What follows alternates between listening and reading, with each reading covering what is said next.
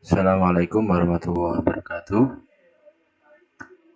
Di sini saya Rifki Uil Azmi akan menampilkan sebuah presentasi atau PPT yang membahas tentang UTS telaah kurikulum. Di sini ada 5 soal. Soal pertama yaitu ada berapa sumber prinsip pengembangan kurikulum? Menurut Anda, haruskah semua sumber prinsip itu digunakan ketika sedang mengembangkan kurikulum? Jelaskan. Berupa paragraf minimal 3 kalimat. Sini saya akan menjawab sumber prinsip kurikulum itu terbagi menjadi dua. Yang pertama prinsip umum dan yang kedua prinsip khusus. Saya mendefinisikan per pembahasan. Yang pertama prinsip umum, yaitu diantaranya adalah prinsip relevansi, prinsip fleksibilitas, prinsip kontinuitas, prinsip efisiensi, dan yang terakhir prinsip efektivitas. Dan yang kedua yaitu prinsip khusus. Prinsip khusus diantaranya yaitu prinsip penentuan tujuan pendidikan. Yang kedua prinsip pemilihan isi atau pendidikan, prinsip pemilihan isi pendidikan atau kurikulum. Yang ketiga prinsip pemilihan proses belajar mengajar. Yang keempat prinsip pemilihan media dan alat pengajaran. Dan yang terakhir prinsip yang berkenaan dengan penilaian. Selanjutnya, prinsip itu harus digunakan semua dalam mengembangkan kurikulum. Mengapa demikian?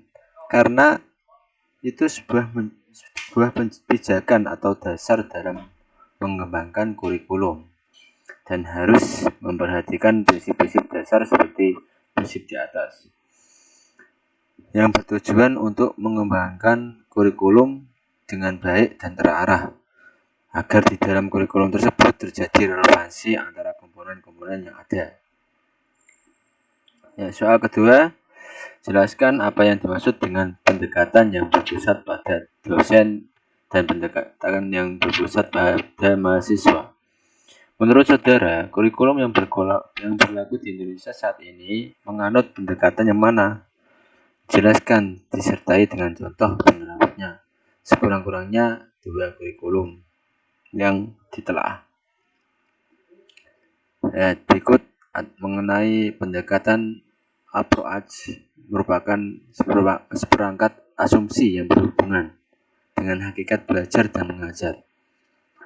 Di sini yang disebut pendekatan berpusat pada guru atau dosen itu menurunkan sebuah strategi pembelajaran langsung atau yang diistilahkan sebagai direct instruction. Pembelajaran ini berupa pembelajaran deduktif atau pembelajaran ekspository. Yang kedua yaitu pendekatan pembelajaran yang berpusat pada siswa. Menurunkan strategi pembelajaran discovery atau inquiry. Strategi pembelajaran ini berupa pembelajaran induktif. Selanjutnya, pendekatan belajar atau kurikulum yang dianut adalah pada pendidikan nasional di jenjang perguruan tinggi, yaitu pendekatan pembelajaran yang berpusat pada mahasiswa atau menurunkan sistem discovery, di mana menerapkan sistem pembelajaran induktif. Di sini mahasiswa dituntut melaksanakan pembelajaran mandiri dari pembahasan yang diberikan oleh dosen dengan cara berdiskusi. Di sini dosen hanya mengawasi dan memberi arahan dalam kegiatan pembelajaran tersebut. Yang dapat diharapkan pada kegiatan ini, mahasiswa dapat mandiri dan bersikap kritis. Selanjutnya, jelaskan mata pelajaran apa saja yang termasuk ke dalam bagian logika, etika, maupun estetika pada kurikulum 2013. Nah, di sini saya membagi 3 penerapan dalam mata pelajaran. Yang pertama logika, Penerapan logika ini ada pada pelajaran eksak atau ilmu pasti seperti matematika, fisika, kimia, dan lain sebagainya. Karena ilmu eksak ini merupakan ilmu yang membahas tentang kebenaran teori atau rumus-rumus yang dapat dipertanggungjawabkan dan dapat dibuktikan secara nyata seperti itu. Yang kedua, mengenai etika. Penerapan etika ini dalam mata pelajaran di sekolahan itu berupa pelajaran akhlak ataupun ilmu agama. Karena orang yang berpendidikan tinggi tanpa mengedepankan akhlak itu seperti berjalan pada satu kaki. Maka pujiannya tidak sempurna. Bisa saja orang yang berilmu tanpa akhlak itu akan menyesatkan orang tersebut. Seperti itu. Dan yang ketiga, estetika. Estetika ini diterapkan pada mata pelajaran seperti seni budaya ataupun seni bermusik. Karena siswa itu selain belajar, siswa juga dituntut untuk kreatif dalam berkarya seperti itu.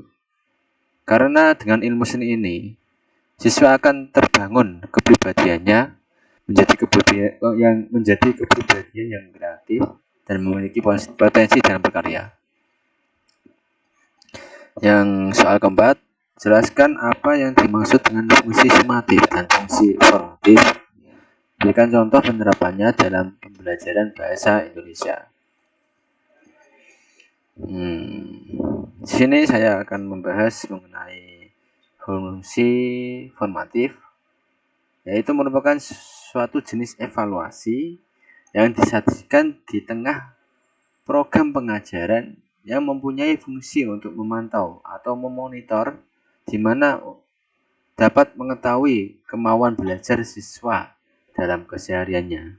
Pada proses ini, belajar mengajar itu dapat memberikan suatu umpan balik atau feedback baik kepada siswa maupun kepada guru.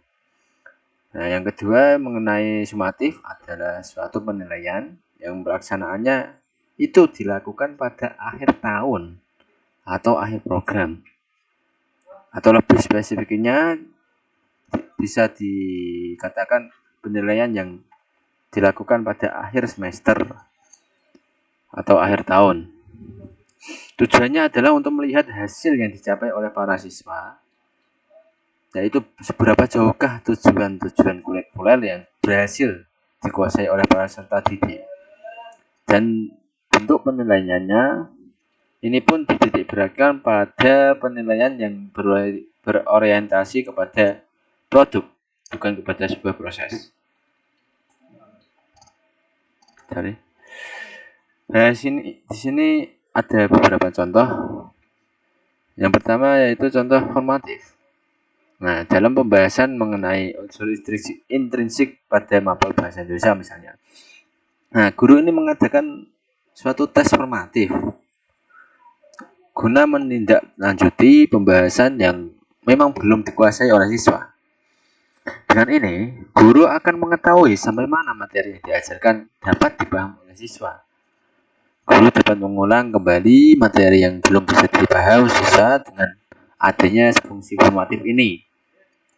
Nah, fungsinya dari fungsi formatif ini atau tujuannya yaitu memperbaiki tingkat penguasaan materi siswa sekaligus memperbaiki dalam proses pembelajaran.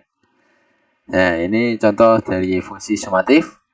Nah, kegiatan evaluasi sumatif ini diadakan guru seberapakah keberhasilan. Berarti pada akhir materi atau penyampaian materi ini guru akan mengadakan sebuah ulangan lah, guna untuk mengetahui seberapa jauhkah siswa menguasai materi mengenai unsur intrinsik tersebut.